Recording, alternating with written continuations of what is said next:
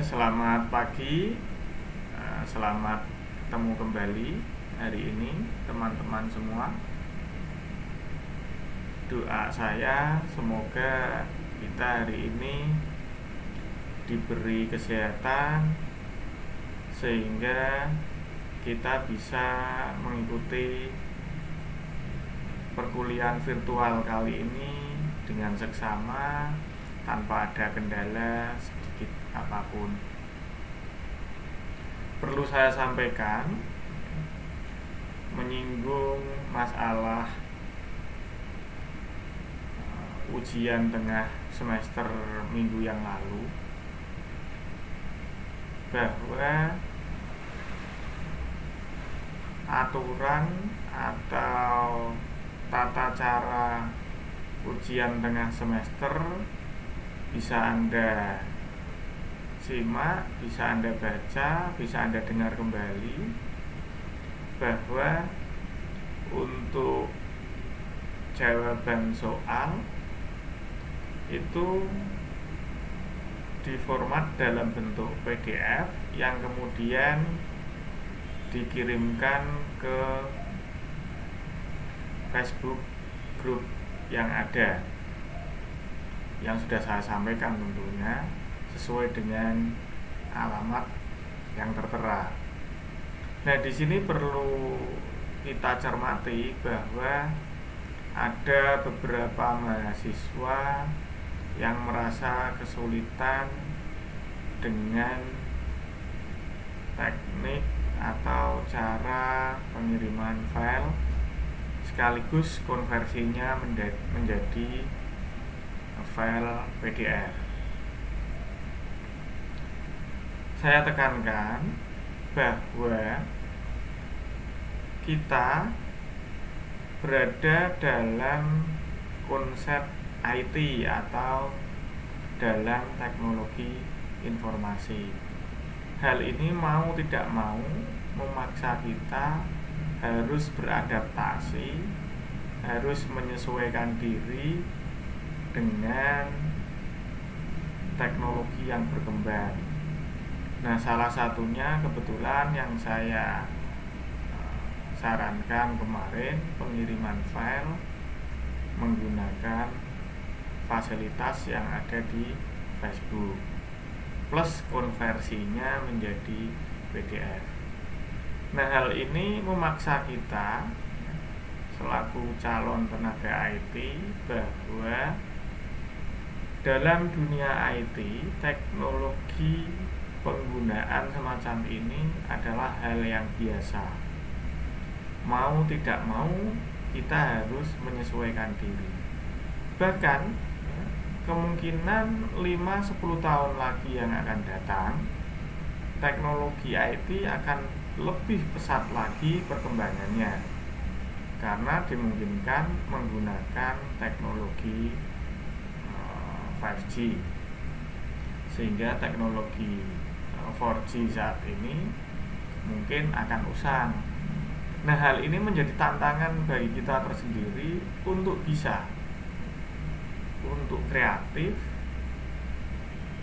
mensiasati agar kita tidak ketinggalan teknologi. Kenapa saya katakan demikian?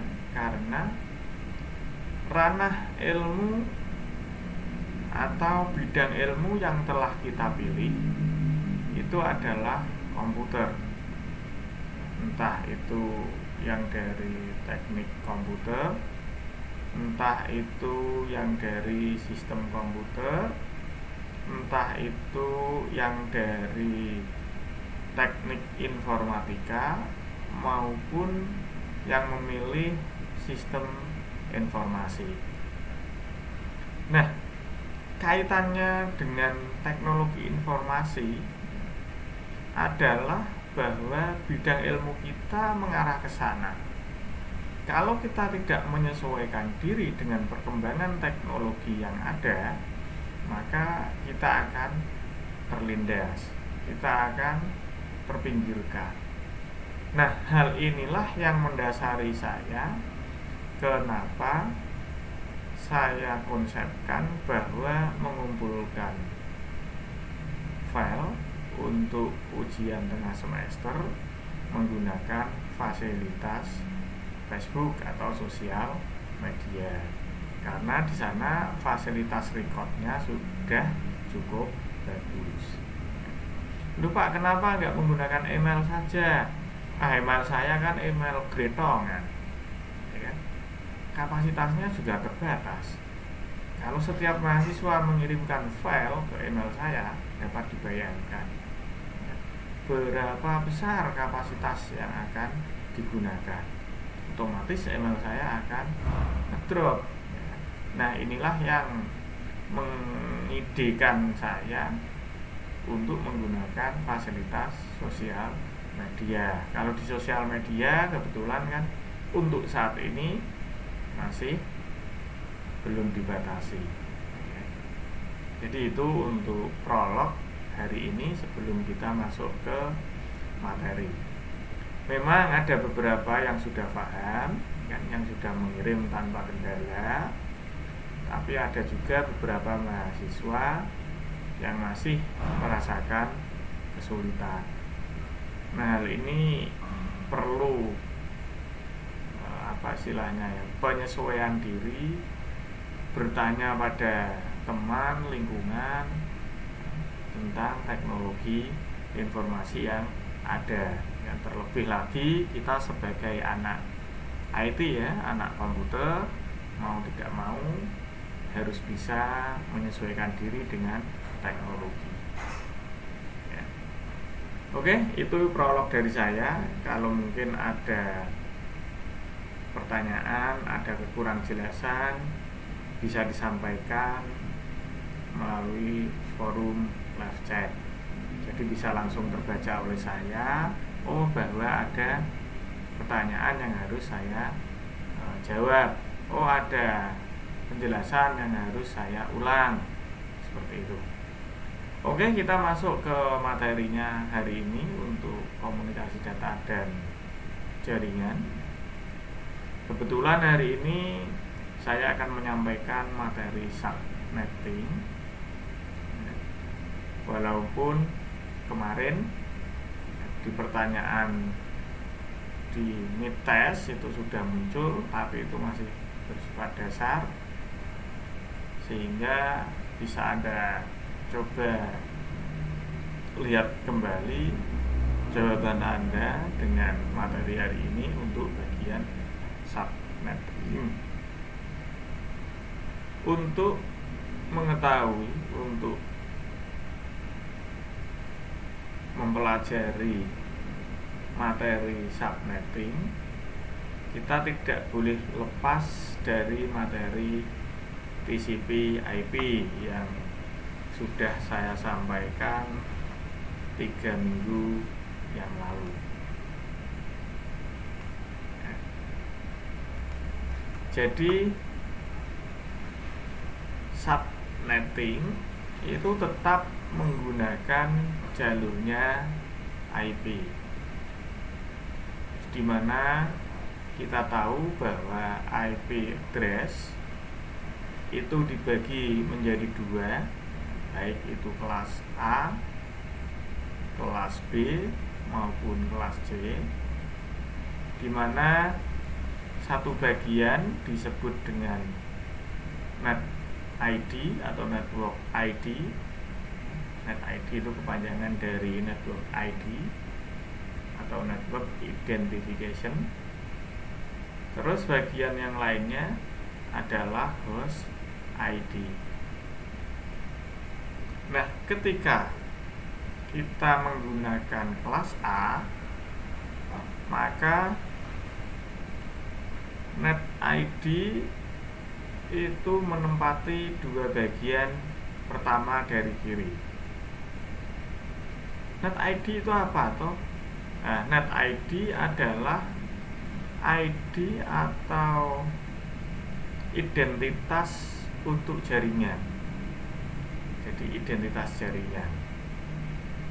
Terus kemudian host ID itu adalah identitas untuk masing-masing alat yang terhubung ke dalam sebuah jaringan. Itu host ID. Nah, untuk kelas B,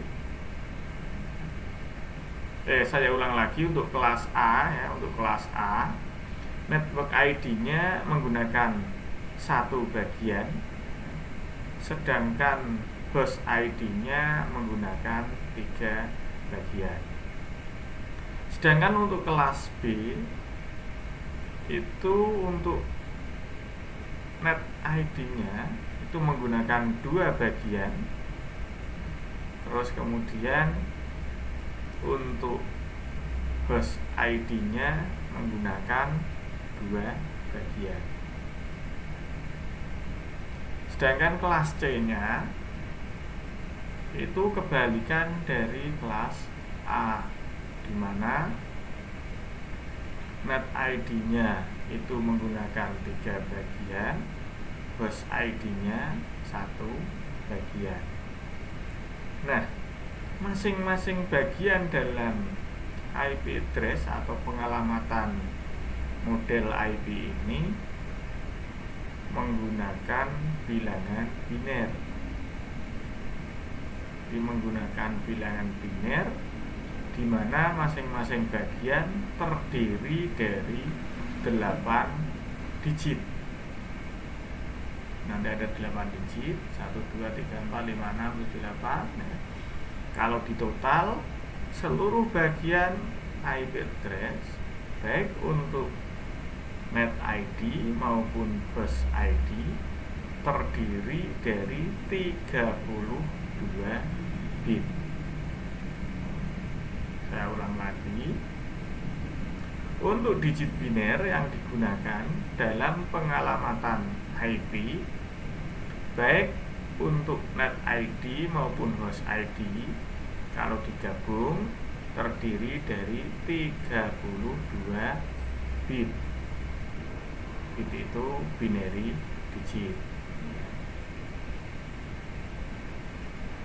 Jadi perlu saya tekankan di sini karena nanti subnetting itu akan mengarah ke pembagian digit biner dalam IP address.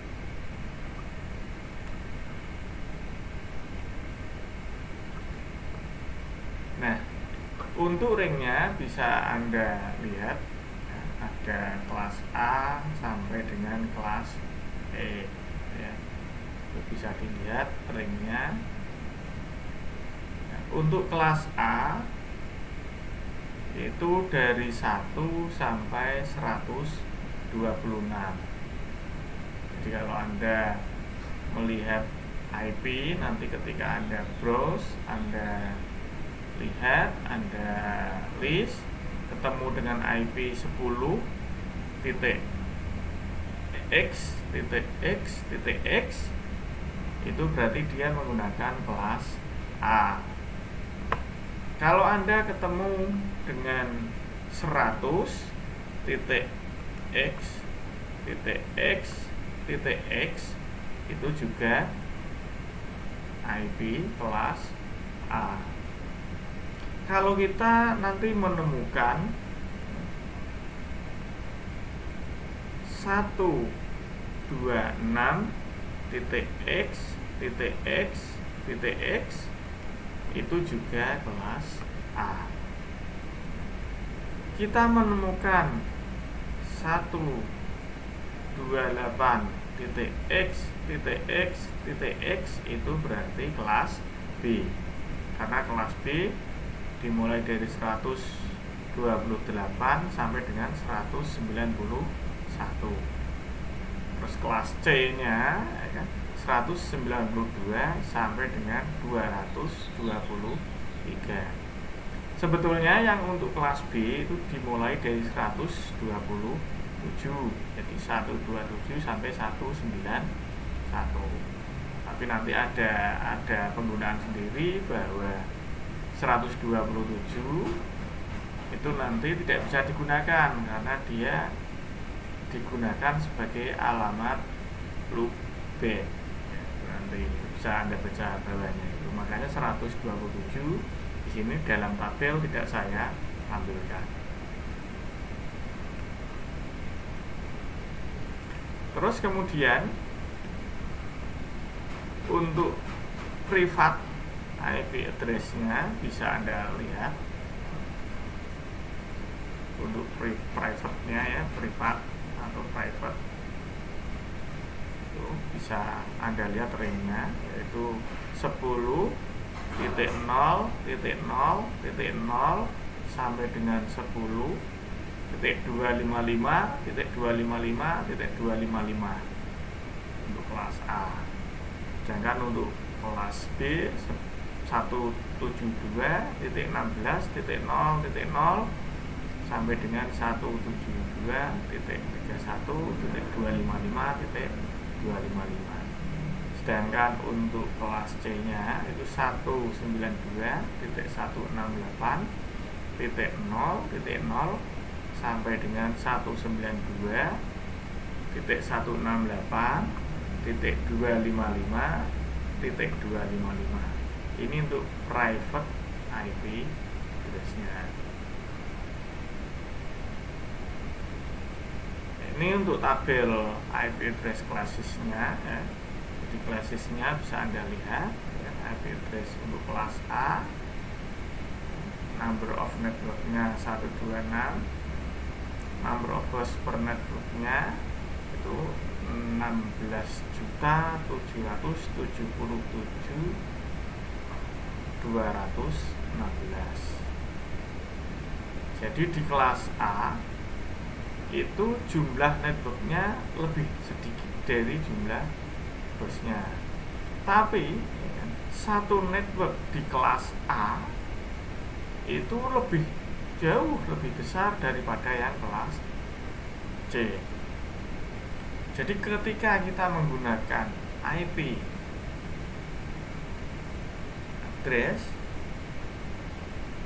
pada kelas A, maka jumlah jaringan yang bisa kita gunakan sebanyak 126 jaringan. Ya, ada alternatif, jumlah jaringannya bisa mencapai 126 jaringan.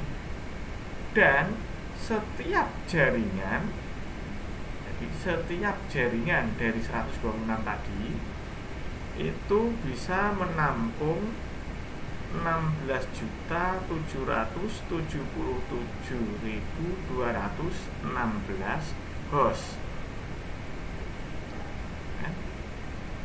Untuk alamat dengan menggunakan kelas B,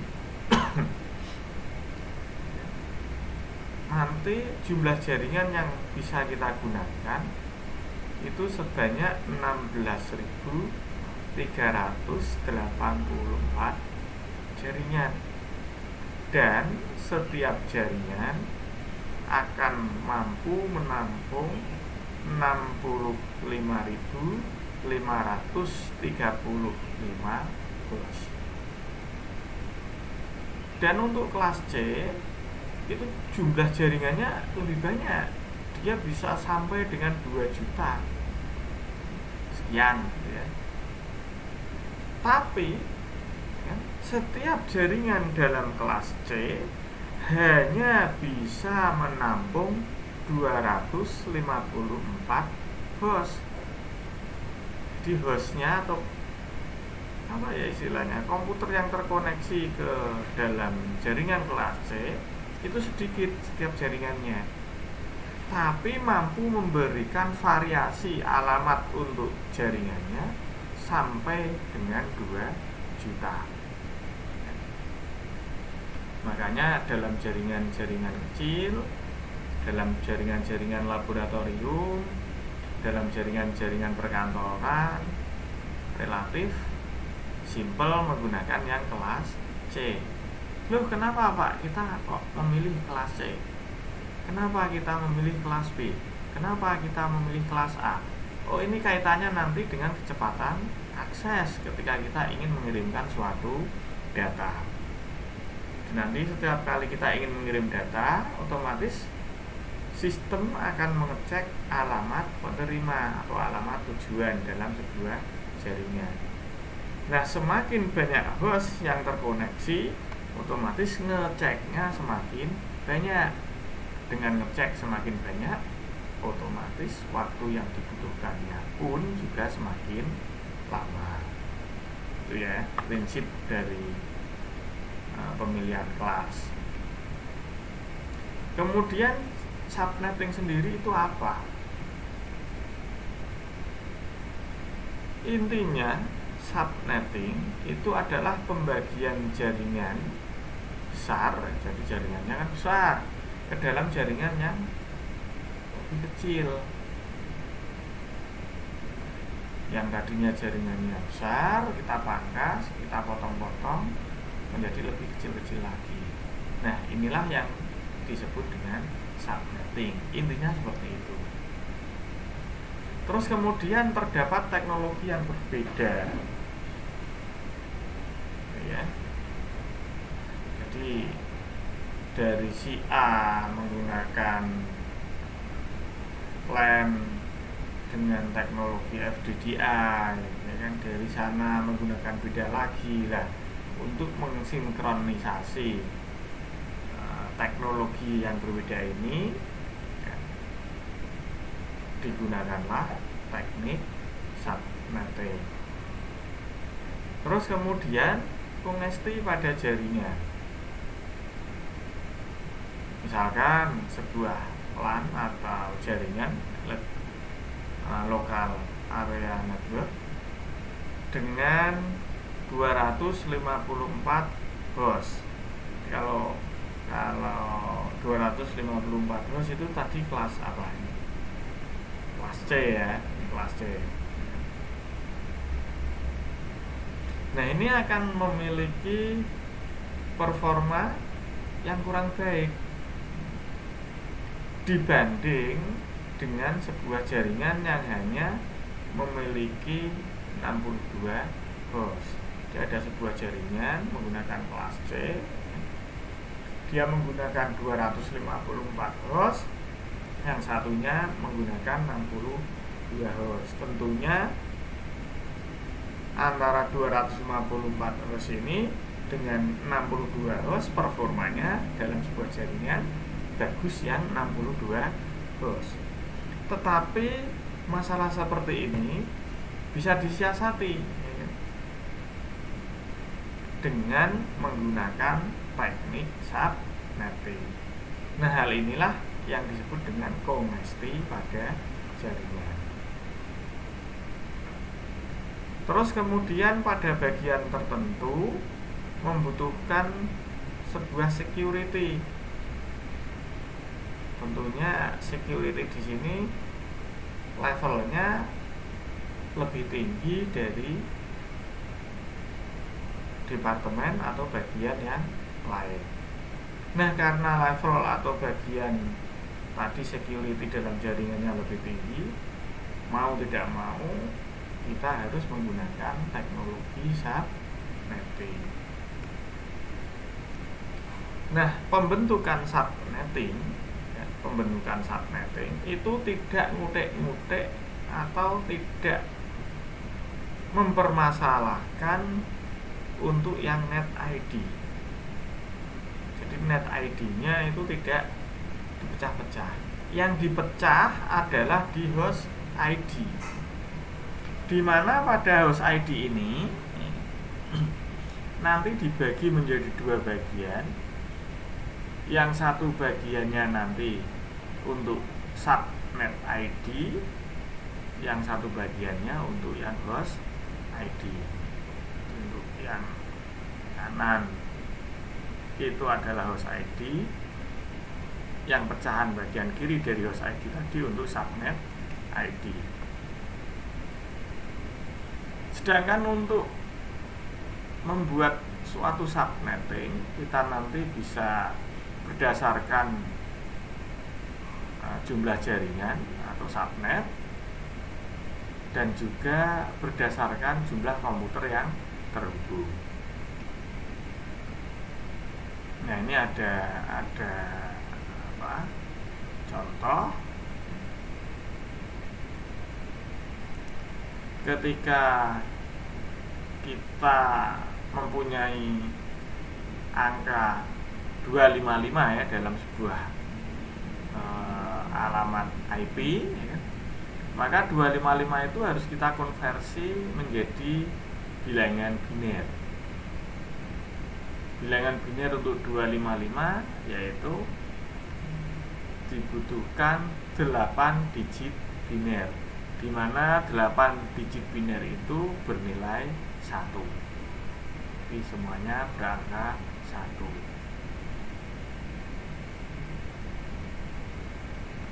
Nah, jumlah host ID baru adalah host ID lama.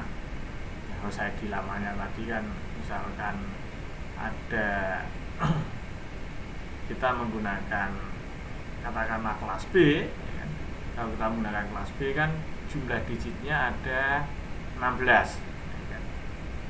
Kalau jumlah digitnya 18 berarti nanti kita bagi 2, di mana yang 8 digit biner itu untuk host ID baru, yang 8 digit biner lainnya adalah untuk subnet ID, bukan net ID ya, tapi subnet ID.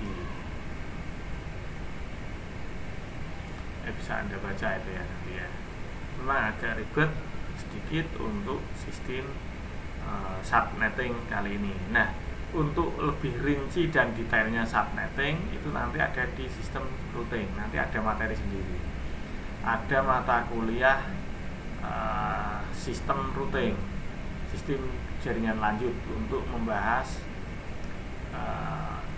subnetting dan juga sistem routing. Jadi Anda akan lebih paham di sana. Kalau ini masih dasar-dasar saja. Nah, cara pembentukan subnet misal ya kan, kita ada IP 192.168.0.0.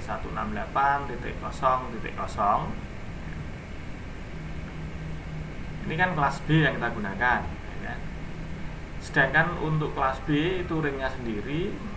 Kalau kita menggunakan jaringan di 192.168.0.0 itu kita nanti ringnya itu bisa sampai dengan 192.168.255.255. Intinya itu 0 sampai dengan 255 gitu aja yang kita pegang. Setiap bagiannya 0 sampai dengan 255. Nah, perlu diingat bahwa kelas B itu 16 bit pertama menjadi net ID. Jadi untuk net ID ini ketemu bahwa dalam net ID-nya untuk penggunaan kelas B, karena IP kita adalah 192.168.0.0, maka net ID-nya jelas 192.168.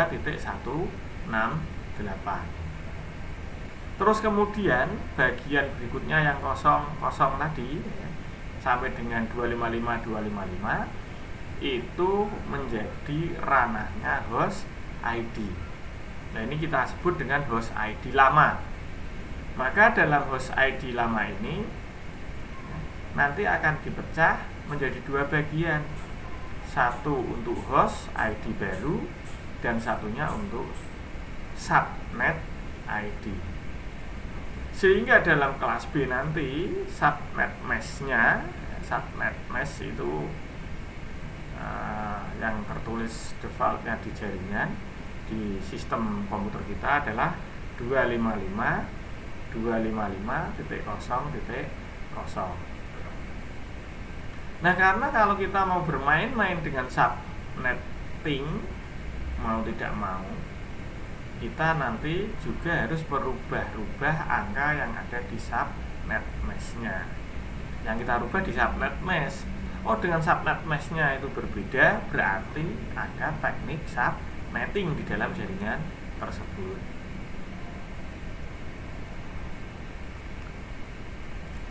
Nah, cara merubahnya bagaimana? Cara merubahnya bisa Anda saksikan di sana ya. Itu IP 192.168.0.0 itu kalau kita tulis seperti itu ya. Jadi ada 32 biner. Nah, yang 16 biner pertama tidak usah kita ubah-ubah karena itu ranahnya dari ranah net ID, sedangkan yang kita rubah nanti adalah miliknya yang host ID. Itu bisa Anda lihat net mesh-nya 255 255 T0 T0 ya. Terus panjang host ID kita yang nanti kita rubah ada 16 digit ya. Nah, misal ya, dalam jaringan kita, dalam satu jaringan itu kita hanya membutuhkan 25 host. Dalam 25 host, kalau kita mau performa dari sebuah jaringan lebih bagus, yang seperti tadi ya, performa dari jumlah 255 dengan jumlah 25, tentunya untuk performa jaringan bagusan yang 25. Maka kita harus merubah untuk host ID-nya. Dan angka 25 tadi menjadi 11001. Sehingga bit yang kita butuhkan untuk membuat 25 host tadi, kita membutuhkan 5 digit. Digit yang kita butuhkan hanya 5. Sehingga kita merubah dari net mesh yang ada di sistem kita kan, nanti sebanyak 5 digit. 5 digitnya yang paling belakang kita ubah. Semuanya kita kasih angka 1, yang paling belakang sendiri kita rubah 5 digit belakang kita rubah menjadi 0. Ini untuk subnetnya ya. Nah, kalau ini subnet untuk mengidentifikasi bahwa subnet kita adalah adanya sebuah subnetting. Jadi ketemu seperti itu Anda jangan bingung, oh ini berarti ketemu dengan subnetting ya. Sehingga subnet mesh-nya akan menjadi 255 255 255 224. Nanti subnet mesh-nya tertulis seperti itu di komputer kita. Bisa dipahami ya ini ya. Nah, kalau nanti masih bingung ya kita bisa kopdar, nanti ngopi-ngopi bareng ya kan, enak. Kita belajar bersama-sama lagi ya kan. Kan enak kita ngopi-ngopi bareng, santai ya, sambil bertemu, bertatap muka ya kan. Anda ketemu saya, paham wajah saya bisa mengenali Anda ya kan, kalau masih kurang paham. Atau Anda bisa tanyakan lewat live chat.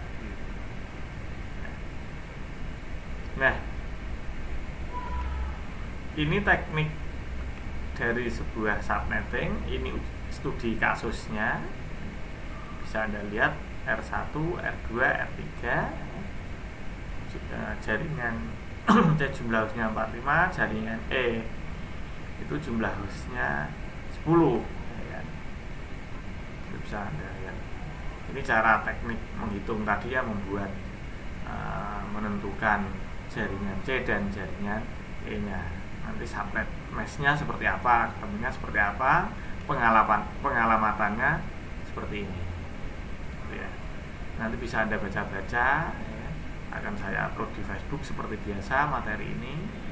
Karena ini kalau saya sampaikan untuk teknisnya, detailnya ini cukup memakan waktu.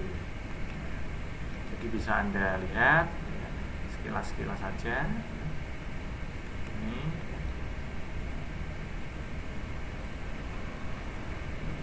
Nah, ini mana yang satu jaringan, mana yang tidak, bisa Anda lihat.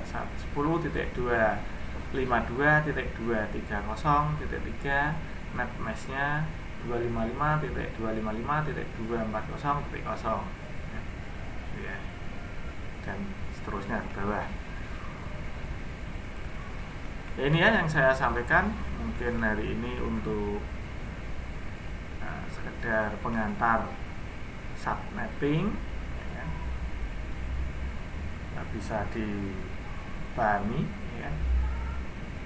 Kalau ada pertanyaan silahkan tanyakan via live chat. Untuk materi nanti saya share ke Facebook.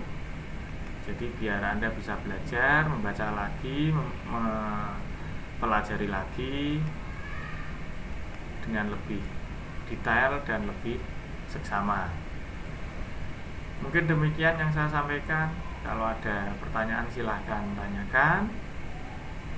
Kalau tidak ada pertanyaan, semoga saja Anda paham dengan apa yang saya sampaikan. Dari saya untuk saat ini saya akhiri sekian. Sekali lagi terima kasih. Selamat pagi.